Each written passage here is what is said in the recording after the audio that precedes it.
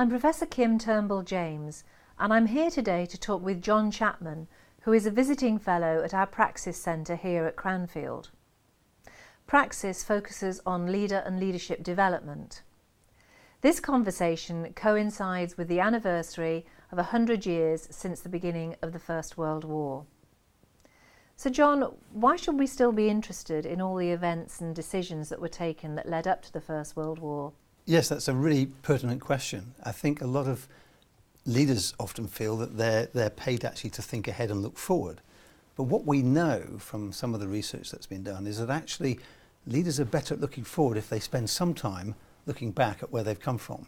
And this particular centenary is a very interesting moment because the kind of world we're in now is changing in all sorts of ways, technology, culture, politics, economics. And that was exactly the situation in 1914. You had a society in transition and under a huge amount of potential pressure from all these different influences. And so we got an opportunity to look back and see how leaders then coped and maybe just get some perspective on the kind of challenges we face today. So if people then had taken a different approach to leadership or done things differently as leaders, would we have had different outcomes, do you think? Well, yeah, counterfactual history is always a bone of contention, and it's a source of endless debate. And I think it's fair to say that when you look at the kind of decision-making process that led up to the events in 1914 and the 2 or 3 years beforehand, you do see a series of decisions, a series of choices, a series of behaviours which, although there's not one single event or one single decision that I don't think would have made an absolute difference, collectively you see things which are going on which maybe if 2 or 3 things had happened differently might have made a difference, and the world would have been a very different place as a result. Bearing in mind that we often think of the First World War as being an entity in its own. In actual fact, historians tend to look at what they call the Long War, which began in 1914 and ended in 1945. So when you think in those terms, what was at stake in 1914 was actually a lot greater than anybody at that time could possibly imagine. As we look back on that, are there things that we can learn that are of direct relevance for leaders today in the modern world? Leaders actually often tend not to survive very long in times of great change. None of the leaders who initiated these events actually survived, and in fact some of the nations that initiated these events didn't survive. The Austrian-Hungarian Empire, the Ottoman Empire disappeared off the map. Russia collapsed into revolution. So there was huge change that happened. One of the things we can see is a series of themes which are really valid for leadership today. For example, you look at the people who were making these decisions leading up to 1914, they all came from very similar cultural, educational backgrounds. They were all white males of middle to old age. The lesson for leadership here is actually if you don't have diversity within your leadership team, you tend to limit your perspective. And of course that behoves the leader to be prepared to be challenged. And of course that's one thing that really didn't happen very much in 1914. Another thing you see is a rather parochial outlook, in the sense that we tend to assume that all these leaders would have been mostly concerned about the war, but many of them were concerned about internal politics and social pressures. And they were constantly having to balance these competing agendas. In Britain, there was a lot of concern about the loyalty of the army following the Home Rule crisis in Ireland. And there were some people who were saying, well, maybe a war would actually help unite the army around the government in a way that didn't appear to be the case in 1913. So you have to understand that actually there are these competing pressures which create dilemmas.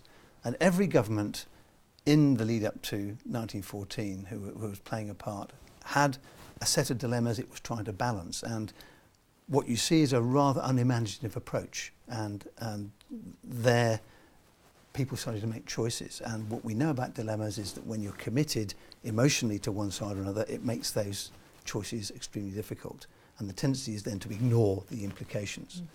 Another thing is the kind of fatalism that existed. There was a whole swathe of opinion right the way across Europe in 1914 amongst the decision-making class that war was inevitable. And once you accept that, of course, it pretty much guarantees that it's going to happen. And the whole thing became a zero-sum game. And in zero-sum games, there's a winner and a loser. And it tends to be very short-term.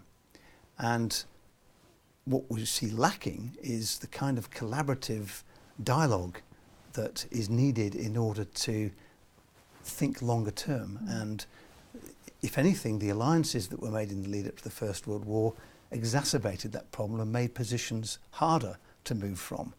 So the kind of alliance making, the kind of collaboration, the kind of conversations that needed to happen needed to be improved. The reason why those conversations weren't happening, well, one of them is that when you look at the quality of leadership amongst those individuals, there was a large degree of lack of personal awareness in what was going on. So you see leaders stumbling through conversations. And there's a very good example in 1913 between the Austrian Foreign Minister von Berchtold and the Serbian Prime Minister Pasic, where Pasic, a very evasive, loquacious character, completely flummoxes poor old von Berchtold, who is a very shy, diffident man, and just doesn't have the wherewithal to have a courageous conversation with Pasic and tell him exactly what is not acceptable about the situation. Even when he puts it in a letter, Pasic reads it back in Belgrade and can't understand what von Berchtold is going on about. So there's a way there you see how the anxiety of someone under pressure who's uncomfortable in a situation overwhelms their capacity to communicate clearly. Personal development of that kind is really important for leaders, and it's something that leadership shouldn't ignore today either. So all of these factors kind of build up one upon another. It culminates really in this lack of ability to see exactly the kind of change that is going on. And because of that, nations make decisions to go to war oblivious really of the consequences of what they're committing to. The signs were there and had been there for 40 or 50 years of the kind of warfare that was going to happen with the technology changes that were taking place. But there was almost like a collective willfulness to ignore it. And of course we now see the consequences. John, that's really interesting.